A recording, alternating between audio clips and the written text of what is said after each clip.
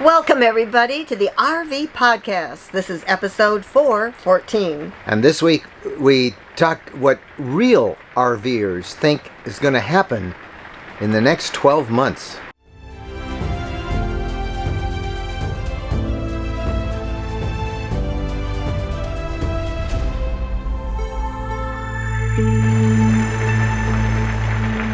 Hello everybody, I'm Mike Wendland and this is my lifelong traveling companion and my bride, Jennifer, and we are indeed traveling, and we are traveling in our brand new 2023 Leisure Travel Vans Unity FX. Unity FX model. And it's kind of like a homecoming to us because we were in this very model 4 years ago. This is what we came back with a little over 4 years ago. And we liked it. We kept it for 2 years. We tend to turn our RVs quickly so we can have experience with lots of different models. And we wanted to try the Ford Transit chassis because that was just really taking off about 2 years ago. So we had our Leisure Travel Vans Wonder, and we sold that. And we had ordered this. We didn't announce at the time. We ordered this about 17 months ago, and we got it even a little earlier than some people because it's like a 2 to 3 year wait, depending on how you have it equipped.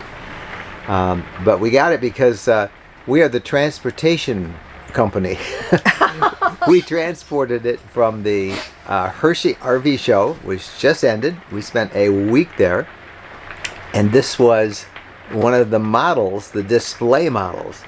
And therein we learned something very valuable. Well, the general public can be very rough, those display models. Our first FX was also a display. Yeah, it was a display, but it was at a trade show. And it didn't get near the wear and tear that this one did, but it's all good. You know, whatever people break, damage, you can get it fixed. But, you know, probably it had enough people in here that would equal what the two of us and Bo would do in 3 years. You know, and it held up well. One of the doors needs adjusting, and a cabinet needs adjusting, but that's really about it. We were like angry parents, you know. You can take a kid in that thing, don't let him stand on the sofa. I was thinking, I didn't say it. But we saved the transportation costs because we are hauling this now back to Holland, Michigan, and there we will officially buy it this week from our dealer, which is Holland Motorhomes in Holland, Michigan, and they then go through and prep it, and just like a new delivery. But we spent last night in it, and we are right now. You might hear the rain. We're kind of waiting for some rain to end. We spent the night in a service center, a rest stop on the Ohio Turnpike, where they have actual RV spots. They have about 9 or 10 spots for RVers, $20 a night. Now, we didn't have electric. I don't know. Some are 30 amp. I don't know if they have 50 amp. We pulled in at close to midnight because we left the show like at 6:37. So it was quite dark by the time we got here. And we were disturbing everybody. We didn't mean to, but we were trying to be quiet. So the side I backed into only had like 15-20 amp service, and since we have 400 watts of solar and 2 Battleborn lithium batteries, we were fine. We just boondocked. But it was our first night in it, and we didn't have pillows, and I forgot. But we made it. Hard. Okay, I got to get some mercy here. The day that we left, we're packing for a week, and we were having an open house in just a couple days. We put our house in Michigan up for sale. We're getting, we've been telling you, but we've been looking for property in Michigan. We'll tell you more about that. The deal's kind of pending. It's still pending. I'll just say this: we found 10 acres in the southwest side of Michigan, near the wine country. We'll tell you a whole lot more about it when that happens. But anyway, what I'm trying to say is, I had other things on my mind. Yes, you sure did. And I didn't oversee your packing, which normally, you know, I'm like, don't forget this, don't forget that. I need all the oversight. No, we had such mass confusion, as you know, trying to give things away to charity, trying to empty closets, trying to find a space for everything. So anyway, I forgot the pillows. Packing and preparing for the RV show, and but we made do. Oh, we made do great. Yep. it helps to be really tired too. It was a grueling Well, we had show. our RV super bag. I knew we had the RV super bag, so we used that. We separated it, wound one section up and used it as a pillow, and the other section we covered up with, and I had the sheets from the RV super bag. So it was a great bed. It was. And we woke this morning to the rain and thunder, and it's kind of nice. I walked into the rest area and got my Dunkin' Donuts coffee, and we're kind of... Now, you didn't get any donuts. I didn't get any donuts. Nope. I wanted That's one. because you came with me. Well, it's good I didn't. It's good I did. People keep asking us about the show. It was a big show. I don't know if it was as well attended as last year. It was close. Saturday was a phenomenal Saturday day. was a zoo. But the rest seemed pretty manageable. Most of the salespeople, they all were happy. They seemed to sell a lot of RVs. They had 1,500 new 2023 model RVs on display. We did a kind of our video tour of the show this past week, so you can find that on our YouTube channel. And in today's episode, we are going to spend a lot of time with the people we met. And I don't know how to skirt the issue other than to say that there is a lot of uncertainty out there. The economy, inflation, post-pandemic worries, all that kind of stuff. Interest rates, the interest rates are pushing 6% now for an RV. So we have to forget about all that and look for the positive. And but we ask a variety of real RVers, you know, people who really are out there doing it, not just making them to sell. We asked them what they thought the next 12 months would be like, and I think you'll find it real interesting. You've got to work with what you got. Yeah. So we know what the issues are, and you got to work with it. So anyway, we will obviously be showing you more of this this FX. Let's answer one other question that everybody asks is, what do we do with our fifth wheel? Well, we are a 2 RV family, a his and hers. No, both of ours. The fifth wheel, we absolutely love our 32-foot fifth wheel. Should we have a contest to guess which belongs to his and which belongs to her? Yeah, no, I think they're both the same. They're both pretty. Yeah. They're both equal. I like them both. Yeah. And I've bonded with your truck. Yes, I Jennifer had to drove drive the truck. it like 260 or 270 miles yesterday. That is I can see why you like that truck. I love the truck, yeah. I mean, it's larger than what I'd like, but it's a nice vehicle to ride in and to drive.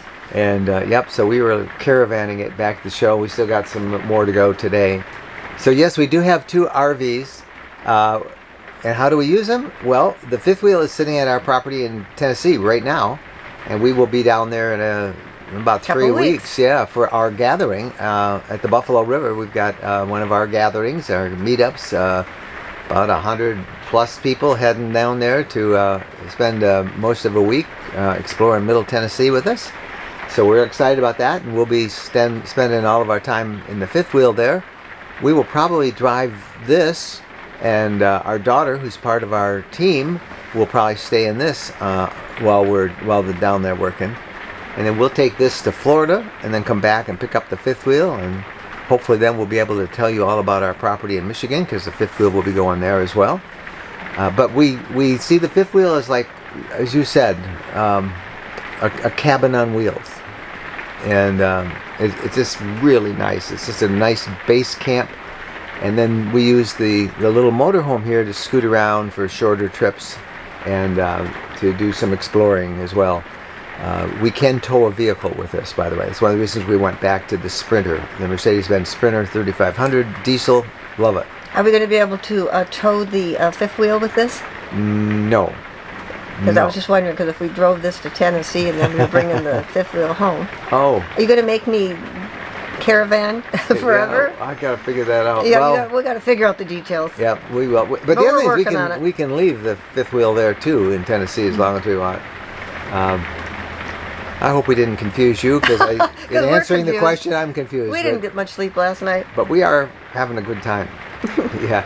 So stay with us. You'll meet some real RVers, and you'll learn what they expect over the next 12 months. Tired of overcrowded campgrounds, competing for reservations, paying high fees for sites? Well, ownership is an emerging trend in RVing that might be right for you. It was for us. Jennifer and I bought some land just west of Nashville, Tennessee, in an incredible collection of mountaintop properties called the Woodlands at Buffalo River. These are 5 to 62 acre properties. Build a house, a cabin, outbuildings, or RV year-round, starting at $79,900. Your property, your way, 100% ownership, and the scenery is breathtaking. You can landscape, garden, bring your pets, build what you want to. There's high-speed internet, and it is so private. It's a great place to make your home base. No more calling around for reservations, ready whenever you want. They're selling these on October 8th by appointment, 5 to 62 acres from $79,900. Great financing and big discounts available on multi-lot packages. For information, visit myrvland.com. That's myrvland.com.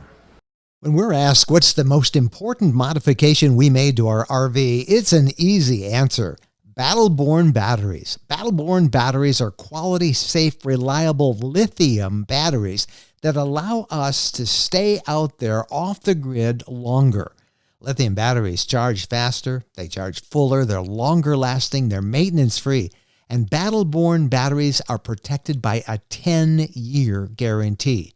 Now, in our case, they just dropped into the existing AGM batteries that we have, and they'll probably be the same on your rig, too. Battle-Born battery experts can get those in your rig just like they did with ours. They can also match you up with the right cabling, the inverter, the charger, the solar controller, everything.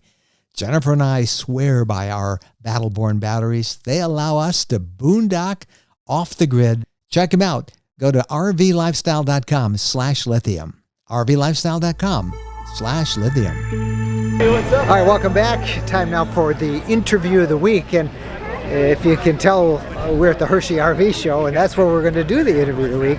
Actually, we talked to a whole lot of people this week. And we talked to them about The future of RVing, what they think this next year is going to bring. Any surprises that they can see lingering out there? Or?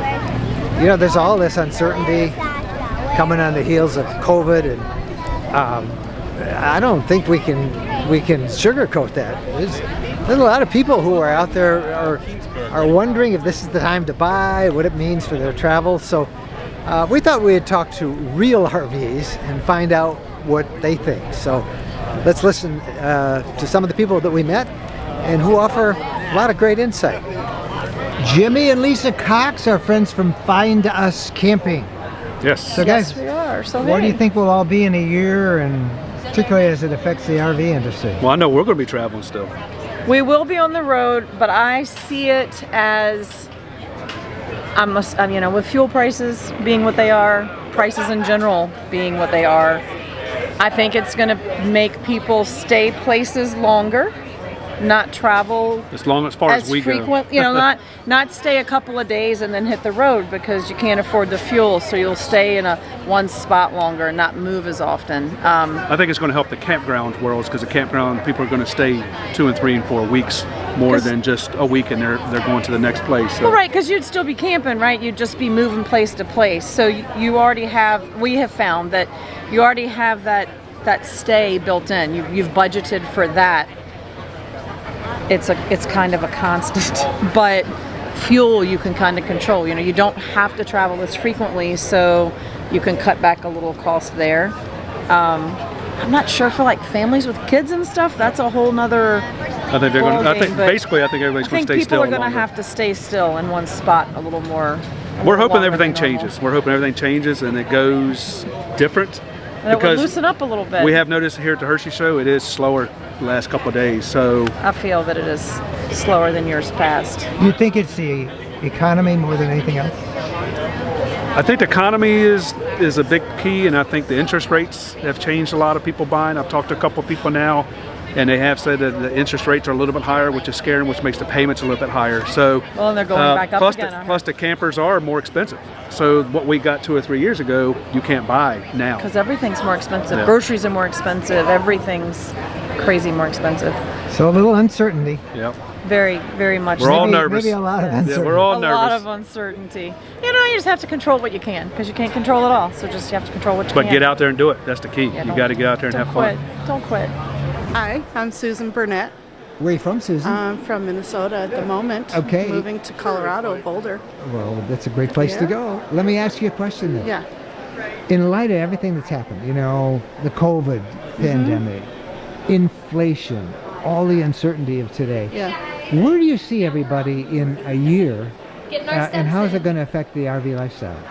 That I have no idea, because I'm just new. I don't even have a rig yet. That's why I'm here. I'm learning everything I can. And so I just don't know. I retired as a nurse, and so healthcare is changing dramatically. People are leaving and, retiring. I'm just looking to travel around. I want to see the redwoods before they burn down. So what are your biggest worries? my biggest what? Concerns, worries? Safety is number one, but there's a lecture on that, so I'm going to go to that.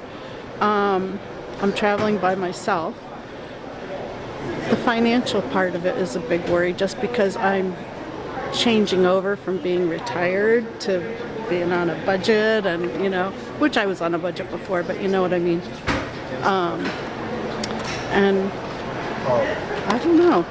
I don't know what I don't know is the problem. Well, That's why I'm here. I think that you're encouraged about getting an RV and going, so you must think that it's a good choice, a good thing to do. You must feel confident that it's going to be okay. And if it isn't, you put the brakes on and go in a different direction. That's right. I have a home base, so if it doesn't work out, I'll just go back to my home base. So. But it's going to work out. It's gonna work out. Yeah. But I'm from Minnesota, and I know you guys are in Michigan, and you still go up to Michigan. So it's like maybe I'll come to one of your events, hopefully someday. So. All right, we'll be Yeah, glad. I know. I'm just so glad I ran into you.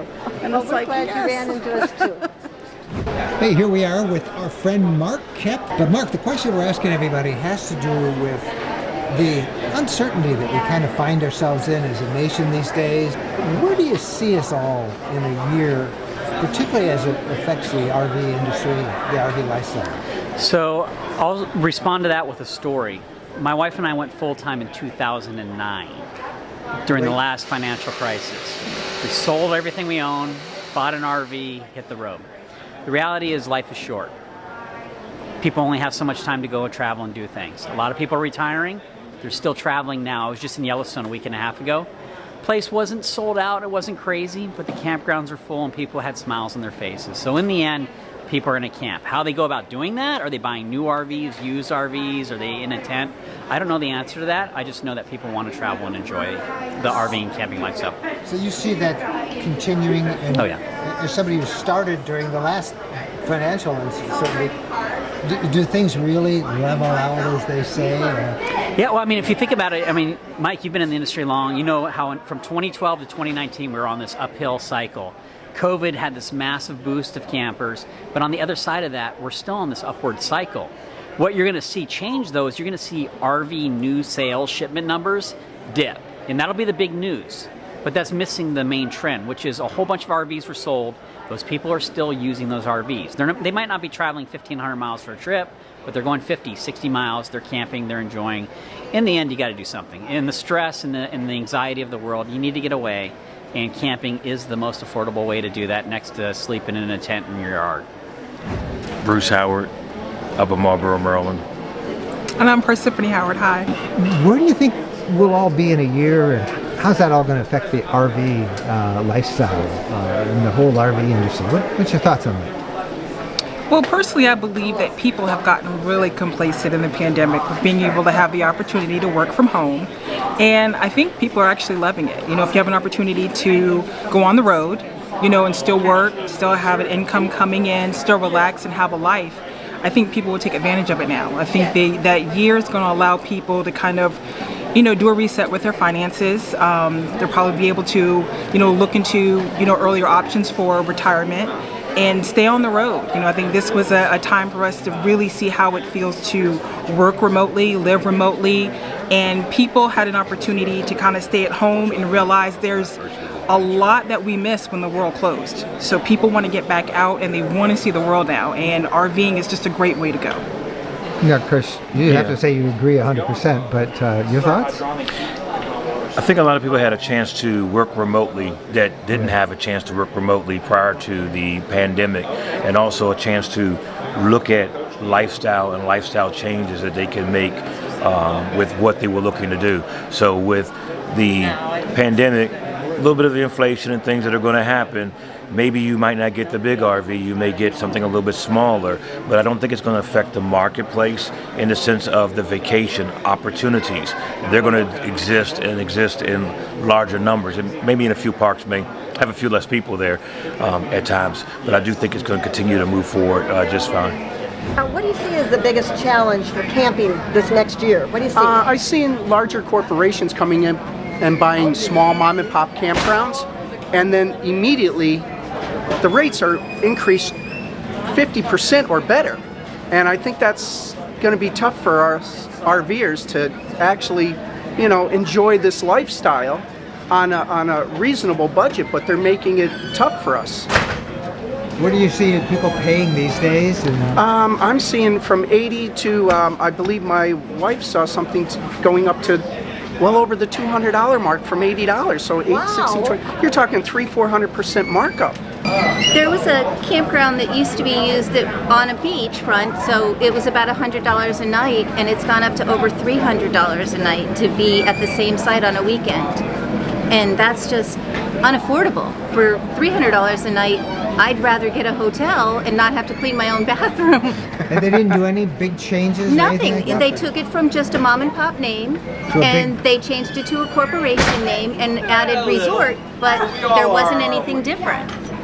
That's a shame. Same amenities, no upgrades, no painting, just Boondocking, a name. here I come. Yes, boondocking. Get my batteries. I'm Andrew Brzezonski. We currently live in New Hampshire, Concord, New Hampshire. And Andrew, you're an RV tech. I am an RV tech. I work for Campers Inn in Merrimack, New Hampshire. So, where are we going to be in a year? What's it going to mean to the RV community? Well, I've already noticed a slowdown in purchases, but a lot more influx still on customer repairs and stuff like that. So there's still people doing it.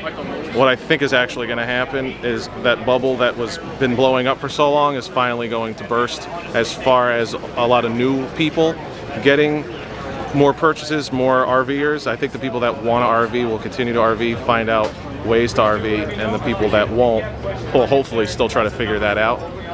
But in the long run, keep maintaining your units, keep trying to figure out, keep up on the tech, keep up on how to figure out how to keep doing it if that's what you really want to do. And I'm sure there's going to be an influx of used RVs coming up with all the people that don't want to do it anymore.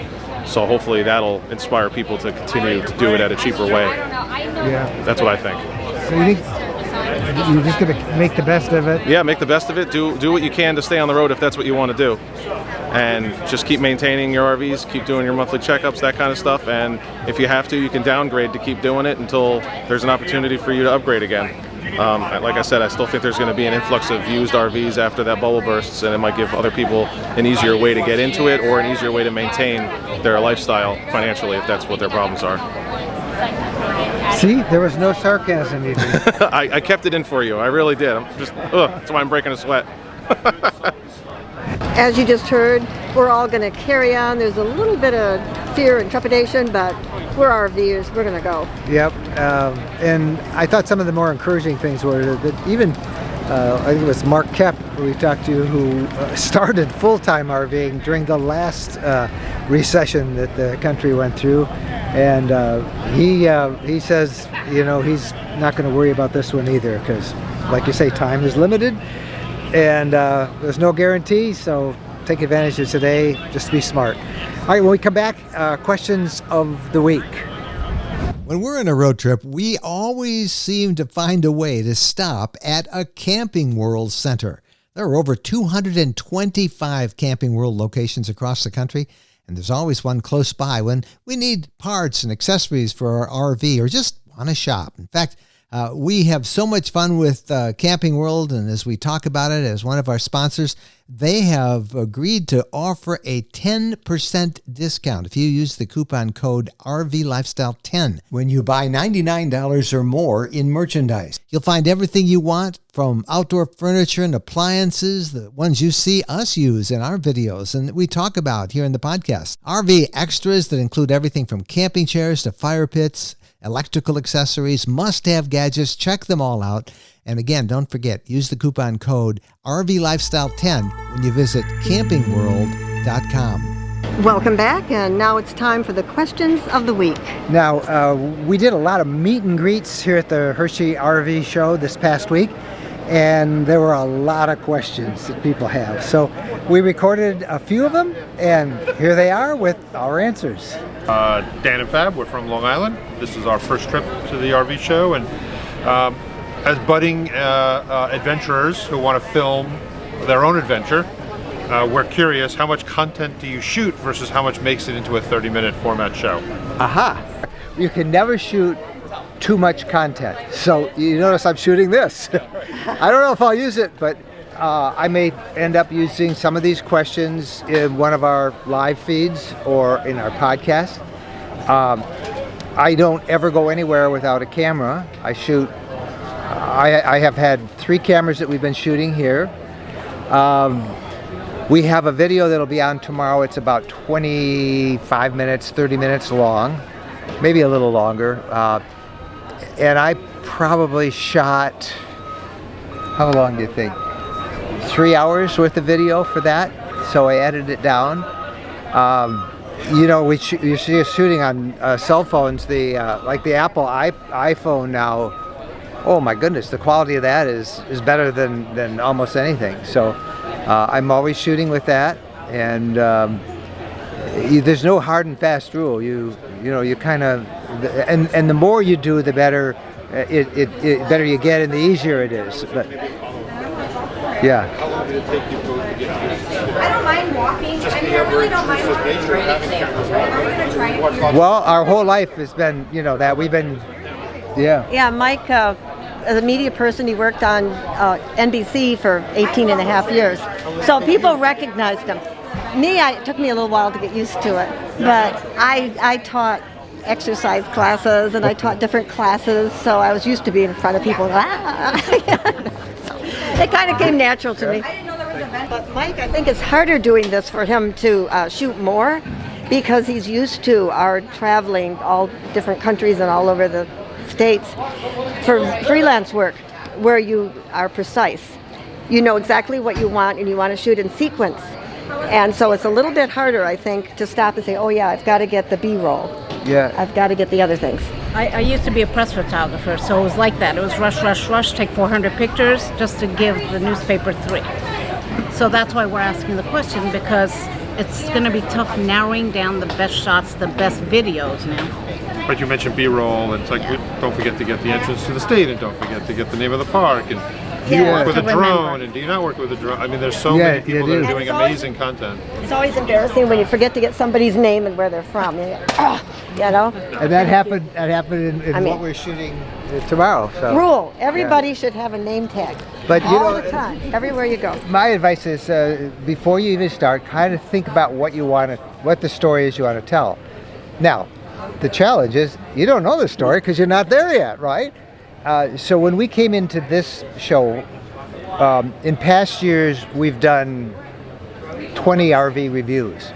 We go in them, we'd shoot them, open every drawer, and it became pretty repetitive for us. But people just love it; they want to see it.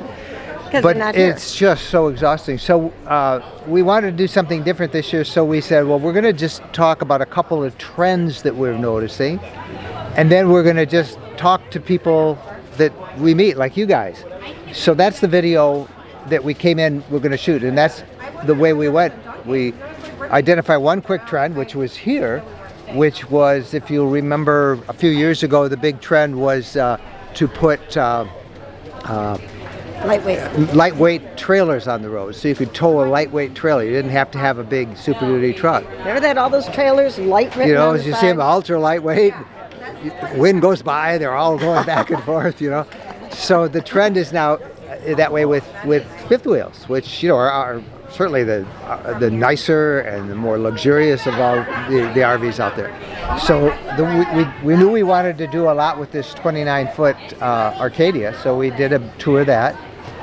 And the other trend that's out there, and it's one that we kind of lived and we've seen it now, is more and more people who started off with like van life, the van life movement, Class Bs. Huge growth over the last 4 years. And then because of COVID really helped. Get a little van, oh let's my take gosh, off. yeah. But if you've ever traveled much in a little van, anybody have a Class B out there, just a small V? If you've ever traveled in a Class B, you realize real quickly that you want a little you like a little bit more room. Sometimes. You like to be able to bring a few more things with you. And so we see people moving up to the Class Cs, the B pluses, even larger. So that was the second trend. And then we decided that there's a whole lot of uncertainty out there among people. You know, when you talk to the industry, everything's wonderful, but it's uncertain. You guys are feeling that, are you not? I mean, fuel prices. Next week, the Fed raises the interest rates again. What does this all mean? So we've been talking to other RVers. Well, what does this mean? What do you guys think it's going to be like in a year? And we've always found for content that those are stories that people really are interested in, because real RVers really know, rather than, you know, the industry experts kind of. And so we've talked to everybody. We'll probably find some of you and ask you, and even this morning, what do you think it's going to be like in a year? And I think everybody feels it's just very uncertain times, but there's only so much time left, you know? I personally have realized I don't have the time to waste. And, you know, I'm not going to do another COVID lockdown. I am going to go out RVing. He says I wasted 1 year of my life. I did. And I think we're hearing that from a lot of other people. What do you guys think? Really, you know, what's your thoughts on it? What do you think the next year is going to be like? My husband's going to retire next year. Yes. So we have a 30-foot travel trailer, and what we decided was we'd go with a fifth wheel because we've heard that they're much more maneuverable, and you said that you didn't even feel it behind you, so that's very nice. That's a danger for me. That's right. Yeah, I know. It's a danger for everybody. You know. But so going is easy. We're Stopping is a excited problem. about that new chapter in our lives, but we want to go small. Mm-hmm. What are you looking for, do you think? Well, the one that you got was on our short list. We were looking at a Grand Design 260 RD, and then we were looking at yours. We just saw a Cougar, which is brand new here this week, so it doesn't even have it listed on their website yet, except for the Hershey thing. Sure. Right? Well, thanks to all the folks we met, and the questions, and the great conversations we had. It was very encouraging. Thanks to all the people who answered our questions for the interview. We just had a great time here at the show, as we do every year. It has been fun. So that's the podcast, and we invite you to visit an RV show near you. The fall RV show season is now begun. If you have a question or a comment, we'd love to hear from you. Just use our personal email, Mike and Jen @rvlifestyle.com. Till next week, so long. Happy trails.